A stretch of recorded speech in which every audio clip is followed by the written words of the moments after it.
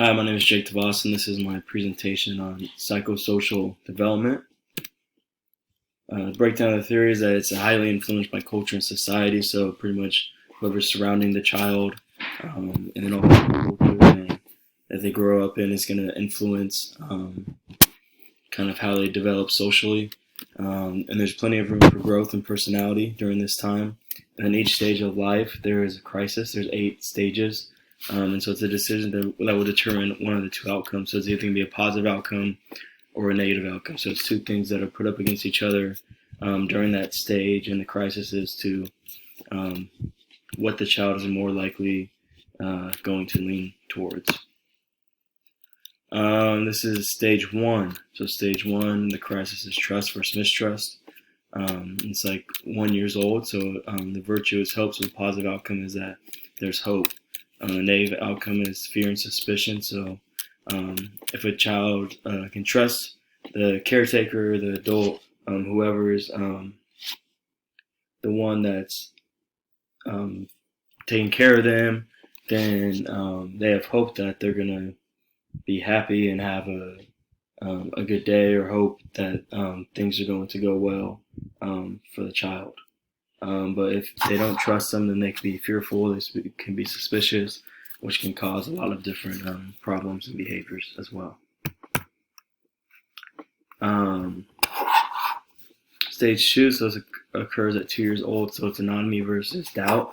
And so pretty much this is going to give a child the opportunity to become independent or to kind of feel shameful. So it's going to either they're going to kind of have confidence in what they're doing, and they're going to be able to do things on their own. They're going to recognize that they're able to make things happen, that they're able to do things independently. They're still going to rely on adults, obviously, because they're only 2 years old. But if doubt is the main factor here, then they're going to be kind of shameful. They're not going to be confident. They're going to be very dependent on adults for everything. And so it's important to teach children how to be independent and to do things on their own.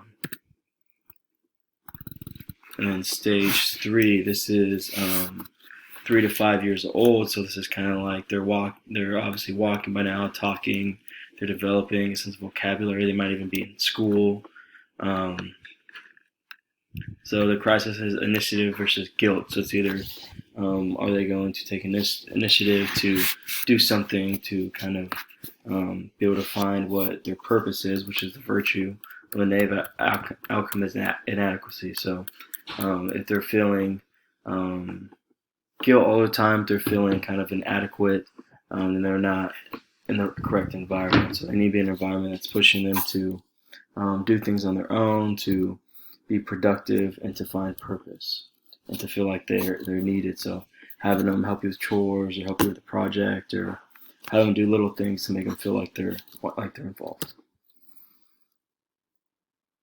In stage 4, this is 6 to 12 years old. So this is as they're in, going through elementary school, getting to that middle school age. This is industry versus inferiority. The virtue is competence, and the negative outcome is inferiority. And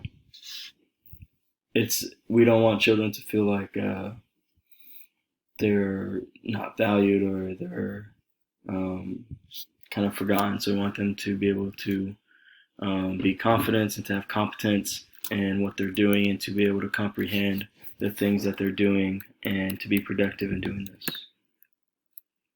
And this is the fun age, stage 5, so 12 to 18 years old. So that awkward stage of going into middle school and hitting puberty and figuring out who you are. So it's very fitting that the crisis is identity versus role confusion. So in this case, as anyone who's worked with middle schoolers, high schoolers, we see that kids are trying to find themselves. They're trying to find their identity. They're trying to find what role do they play in life, in society, in the classroom, in their community, in their friend groups, at home. And so they're trying to figure out who they are. And so during this time, there is a lot of rebellion. And so that's the negative outcome. I think a lot of us have probably done some dumb things around this age. So this is kind of like where you're rebelling, you're testing the waters. So you're just testing everything in life, not just the positives, but also the negatives as well. And in stage 6, this is adulthood, so 18 to 40 years old. And so this is intimacy versus isolation. So during this time, you're wanting to, person is wanting to find love, they're wanting to find relationships, they're wanting to really provide for those relationships. And the negative outcome is isolation. So if you're isolated, you're single, you're by yourself. During these years, it's hard because you're seeing other people get married, other people have kids, and so you want to be a part of that. You want to be able to be intimate with someone and to have those relationships. And in stage 7, so this is as you're getting older, approaching retirement, the crisis is generosity versus stagnation. So it's pretty much during this time, you're going to be generous and be caring and be providing for children, maybe even grandchildren. You're going to be very productive because you're working, you're in your career, and you're pushing towards the finish line. So the negative outcome is being unproductive. If you're unproductive at 40 to 65, that's not a good look. You need to be productive in your life and what you're doing. And stage 8 is the final stage. This is 65 years and older. So the one thing that you can gain socially is wisdom. The negative is dissatisfaction. So if you're 65 years old or older and you're feeling dissatisfied with your life and your decisions, that's not a good place to be at. You want to be able to look back and be able to give wisdom to others and to kind of take all the virtues up to this point and to kind of combine them and to find wisdom to help people in each stage, because you've been through it. You're at the final stage, you're able to help out. So that is the psychosocial development, and then we're going to move on here to social emotional development. So this one, it includes a child's experience, expression. Their experience, expression, and management of emotions, as well as the ability to relate to positive and rewarding relationships with others. So we're going to kind of see how children empathize, how their emotions are taken care of, and their ability to build relationships and to keep those relationships as well. And so during this, they'll be able to understand one's feelings, build skills to connect with others, read others' emotions, regulate behavior, manage emotions, maintain relationships, have empathy for others, also being able to somewhat control their emotions or regulate their impulses as well. So emotions. So infants experience, express, and perceive their emotions before they understand them. As they get older, they're able to recognize, label, manage, and communicate these emotions.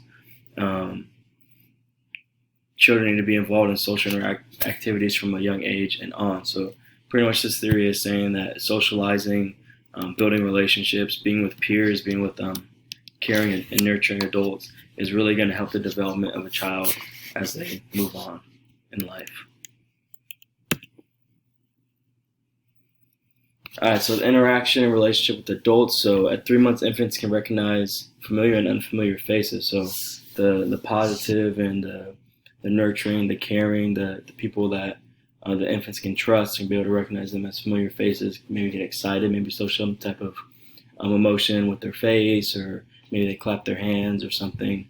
But unfamiliar faces, they might be kind of like moving away, looking at them kind of funny, maybe even crying, looking for those familiar faces when they don't see that, when they see an unfamiliar face.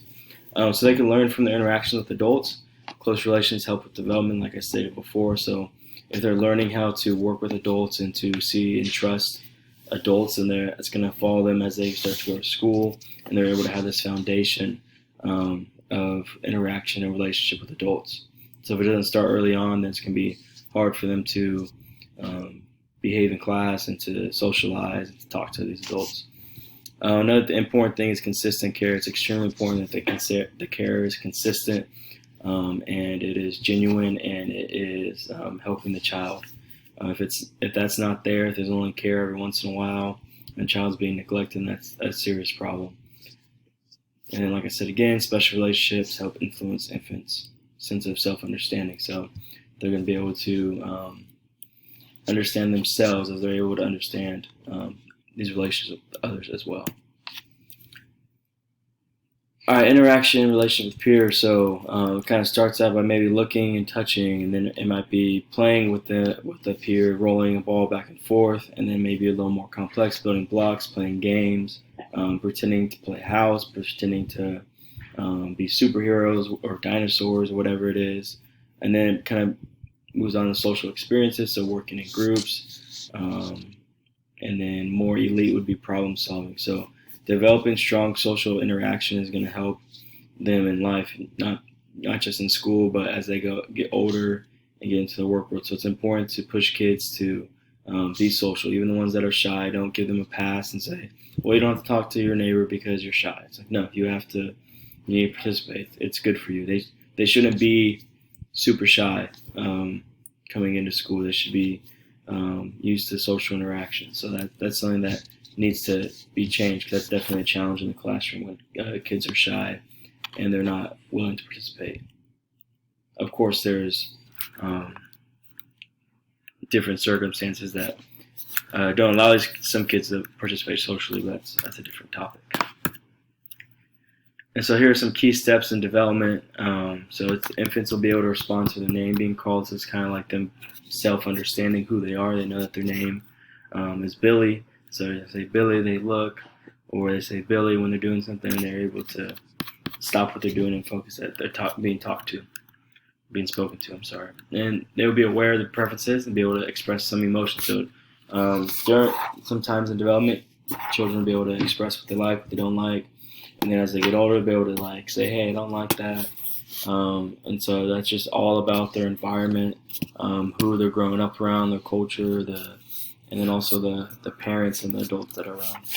And then a child's capacity to control impulses can help them adapt to social situations. So as they're controlling or have an impulse to react a certain way, but they've learned that socially it's not acceptable, it's not right, they'll be able to use these skills as they get older as well. And overall, they're going to have a better social understanding, which will help them as they get older and older. And that's it.